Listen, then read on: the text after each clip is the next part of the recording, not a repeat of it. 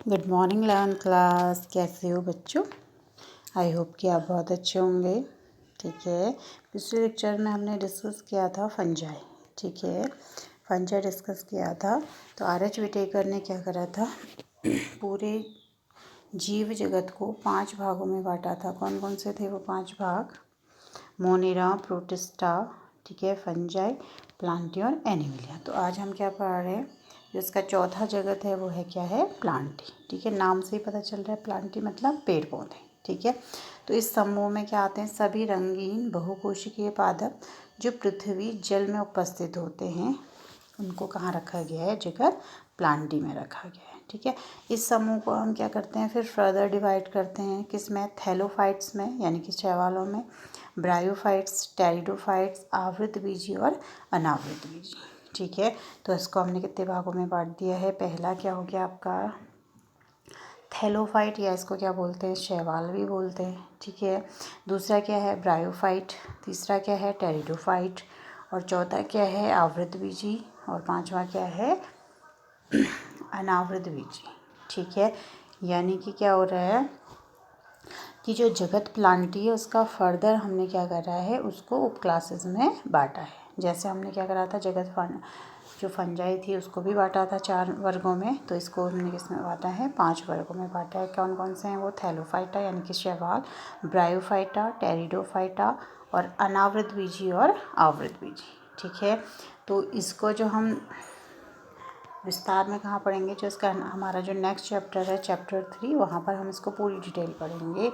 शैवाल भी पढ़ेंगे, ब्रायोफाइट्स भी, टेरिडोफाइट्स भी, ठीक है, जिम्नोस्पर्म भी और एंजियोस्पर्म भी। ठीक है बच्चों, तो अभी हम यहाँ पर इसके क्या पढ़ रहे हैं? जनरल कैरेक्टर पढ़ रहे हैं कि आखिर जो होल प्लांटी जगत है उसकी क्या क्या विशेषताएँ होती हैं। ठीक है, तो पहली विशेषता तो यही होगी कि इसमें क्या होता है? हरित लवक पाया जाता है ना। तो हरित लवक होने की वजह से ये हरे दिखाई देते हैं। और क्या करते हैं?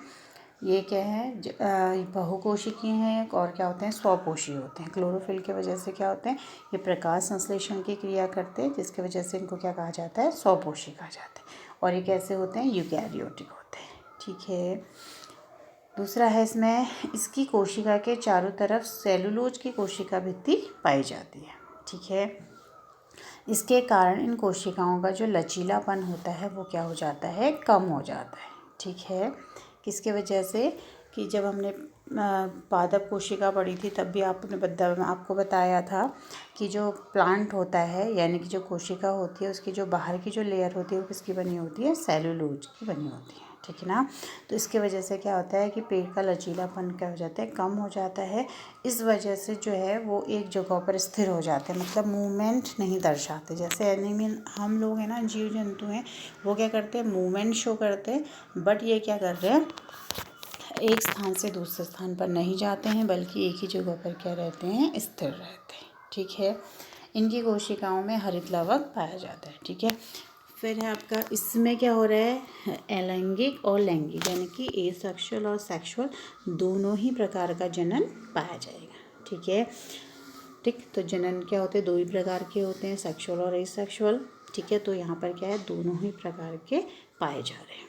ठीक, नेक्स्ट है इसमें पर्णहरित की सहायता से ये अपना भोजन, देखिए ऊपर भी बताया था आपको कि प्रकाश संश्लेषण के द्वारा ये क्या करता है? अपना भोजन स्वयं बनाता है, इसलिए इसको उत्पादक कहते हैं। ठीक है, इसलिए इसको क्या कहते हैं? उत्पादक कहते हैं और स्वपोषी कहते हैं। ठीक, ये अपना भोजन स्टार्च के रूप में क्या करते हैं? स्टोरेज करते हैं। ठीक है, ये अपने भोजन का संग्रहण किस रूप में करते हैं? स्टार्च के रूप में पढ़ते हैं। जबकि इससे पहले जो हमने फंजाई पढ़ी थी, जगत फंजाई, उसमें हमने देखा था कि वो किसके रूप में रख रहे हैं? ग्लाइकोजन के रूप में रख रहे हैं। लेकिन जो प्लांट्स होते हैं वो अपने भोजन का स्टोरेज या भविष्य के लिए उसको कैसे संचित करते हैं? स्टार्च के रूप में संचित करते हैं। ठीक है, तो इसमें क्या हो गया? सभी हरे पौधे जो भी क्या है? बहुकोशिकीय हैं, सारे ही इसमें आ जाते हैं। ठीक है, अब इसमें कुछ क्या है? अपवाद भी हैं।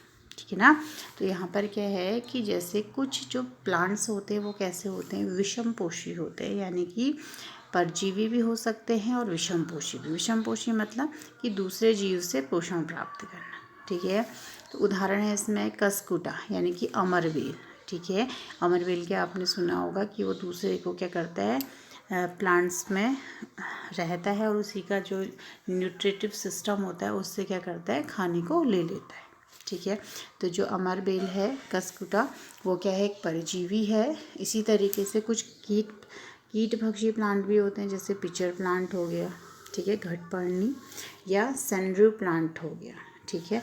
तो ये क्या करते हैं कि ये ऐसी जगह पर होते हैं जहाँ पर नाइट्रोजन की कमी होती है, तो नाइट्रोजन की पूर्ति के लिए क्या करते हैं, कीड़ों को अपना भोजन बना लेते हैं। ठीक है। और कुछ प्लांट्स होते हैं जैसे लेग्यूमिनेसी फैमिली है, उनकी जड़ों पर जीवाणु ग्रंथियाँ भी पाई जाती हैं। ठीक है। जिसकी वजह से वो क्या करते हैं, नाइट्रोजन फिक्सेशन करते हैं। ठीक है। तो ये क्या हो गया आपका all about the kingdom Plantae. ठीक है बच्चों। नेक्स्ट है आपका इसमें जो हमारा नेक्स्ट है जगत, वो क्या है, एनिमिलिया। ठीक है। तो एनिमिलिया जगत में क्या है देखिएगा, एनिमिलिया जगत क्या हुआ आपका, एक तो क्या हो गया कि जंतु जगत। ठीक है। इसको हम क्या बोलेंगे, जंतु जगत बोलेंगे। जंतु जगत में हम सभी जीवधारी आ जाते हैं। ठीक है। तो जगत एनिमिलिया के जो मुख्य लक्षण हैं वो क्या है, देखिए ये जो जीव होते हैं, जो पहला लक्षण है वो क्या है, बहुकोशिकीय होते हैं, विषमपोषी होते हैं, और कैसे होते हैं, यूकैरियोटिक होते हैं। ठीक है। और इनको क्या बोलते हैं, मेटाजोन्स भी कहा जाता है। ठीक है बच्चों। तो जगत एनिमिलिया क्या हो गया आपका, जो जगत एनिमिलिया है वो आर.एच. विटेकर के जो वर्गीकरण है वो क्या है, टॉप मोस्ट किंगडम है। पहला क्या था आपका, मोनेरा, प्रोटिस्टा, फिर फंजाई, फिर हमने प्लांटी पढ़ा। अब हम क्या पढ़ रहे हैं, जगत एनिमिलिया। इसको भी हम फर्दर चैप्टर में क्या करेंगे, डिटेल में पढ़ेंगे। अभी हम इसके खाली कॉमन कैरेक्टर यहाँ पर डिस्कस कर रहे हैं। ठीक है। तो पहला हो गया क्या कि ये क्या होते हैं, बहुकोशिकीय होते हैं, विषमपोषी होते हैं, और यूकैरियोट्स होते हैं। इनको मेटाजोन्स भी कहा जाता है। ठीक है। नेक्स्ट है, इसकी कोशिका में कोशिका भित्ति नहीं पाई जाती है। ठीक है। और नेक्स्ट है इसमें गति और प्रचलन, यानी कि जो हम एक स्थान से दूसरे स्थान पर जा सकते हैं ना, कोई भी जीव है, not only in human being. ठीक है। तो शेर है, चीता है, खरगोश है, जो भी जीव है वो क्या करता है, गति या मूवमेंट शो करता है। ठीक है। इसमें क्या होता है, हरित लवक नहीं पाया जाता है, तो प्रकाश संश्लेषण की क्रिया नहीं कर सकता है। तो ये क्या होता है, प्लांट्स पर ही क्या रहता है, निर्भर रहता है, यानी ये क्या होता है, विषमपोषी होता है। ठीक है।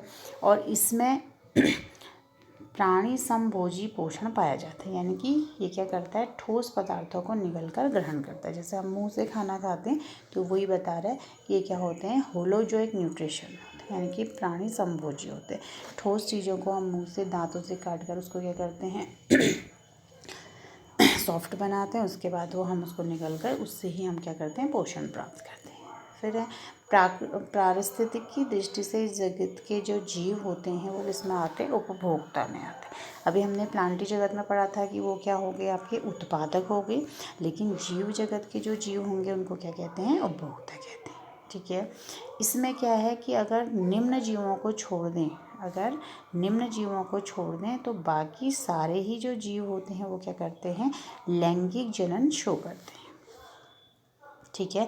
लैंगिक जनन शो करते हैं। कौन करते हैं, जो उच्च होंगे जीव जंतु वो सभी क्या करते हैं, लैंगिक जनन शो करते हैं।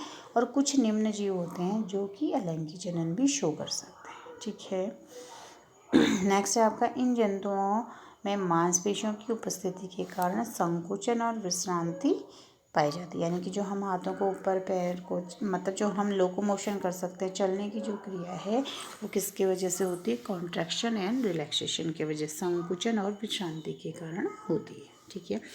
अब इसमें भी क्या है कि कुछ जीव जो हैं वो कैसे हैं, परजीवी स्वभाव के हैं। ठीक है। परजीवी मतलब कि दूसरे के शरीर में रहकर पोषण प्राप्त करना।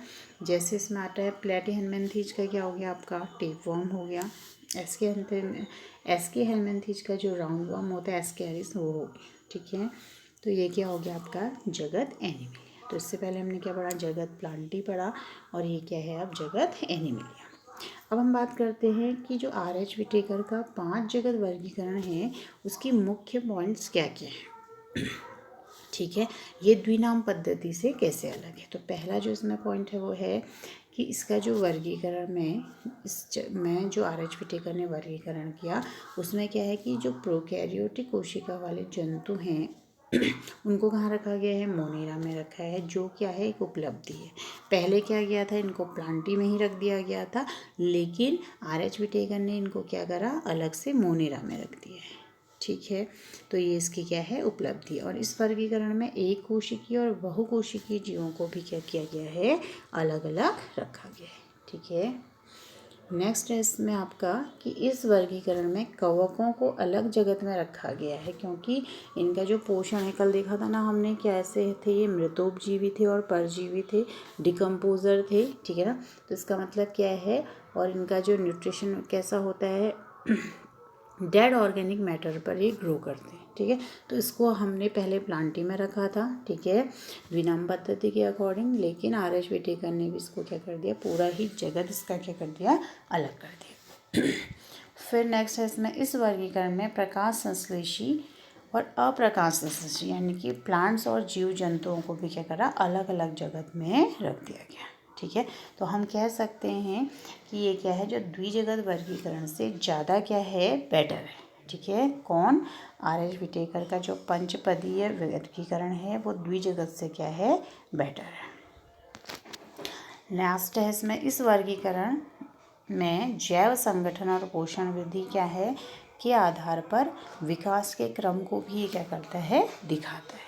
ठीक है, कि पहले क्या है, एक कोशिकीय जीव हुए होंगे, फिर बहुकोशिकीय हुए होंगे, फिर प्लांटी आया होगा, है ना, उसके बाद क्या आया होगा, जीव आए होंगे, जीव जगत की। तो इस वजह से ये क्या कर रहा है, जैव विकास को भी दिखा रहा है। तो ये क्या है, अभी तक का जितने भी वर्गीकरण है उन सब में क्या है, सर्वश्रेष्ठ है। अब इसकी कुछ कमियां भी हैं। ठीक है, तो कमियां क्या हो गई कि इसमें एक कोशिकीय शैवाल जो हैं उनको अलग रखा गया है। ठीक है, और प्रोटिस्टा जगत का क्या है, विविधतापूर्ण होना। ठीक है, तो मोनेरा में तो क्या रखा है, प्रोकैरियोटिक जीव को रखा है, लेकिन जो प्रोटिस्टा है वहाँ पर क्या है कि जितने भी एक कोशिकीय जीव हैं, चाहे वो क्या हैं, अलग अलग किंगडम के भी हैं, लेकिन उनको कहाँ रखा है, प्रोटिस्टा में ही रखा गया है। ठीक है, तो ये इसका क्या है, एक इसकी कमी है। ठीक है, अब क्या है कि इसमें जो विषाणु का स्थान है वो निश्चित नहीं है। ठीक है, और एट द लास्ट क्या है, मिलते जुलते गुणों वाले जीवों को क्या कर रखा है, दूर कर रखा है। ठीक है, और ये क्या करता है, उतना क्लियरिटी से जीवों के उत्पत्ति के बारे में हमको जानकारी नहीं देता है। तो जब कहीं पर क्या होता है, किसी के गुणों की बात आती है तो वहाँ पर कमियां भी आती हैं। तो इसलिए ओवरऑल अगर हम इसको देखें, ऑल ओवर देखें, तो क्या होगा कि जो आर एच विटेकर का जो वर्गीकरण है वो क्या है, अभी तक के वर्गीकरण का क्या है, बेस्ट है। ठीक है, तो बच्चों आज के लिए इतना ही, इसको आप अपनी कॉपी में कर लेंगे। ठीक है, फिर नेक्स्ट चैप्टर में हम जगत प्लांटी को भी अलग पढ़ेंगे और किंगडम एनिमिलिया को भी क्या करेंगे, अलग से पढ़ेंगे। ठीक है, थैंक यू।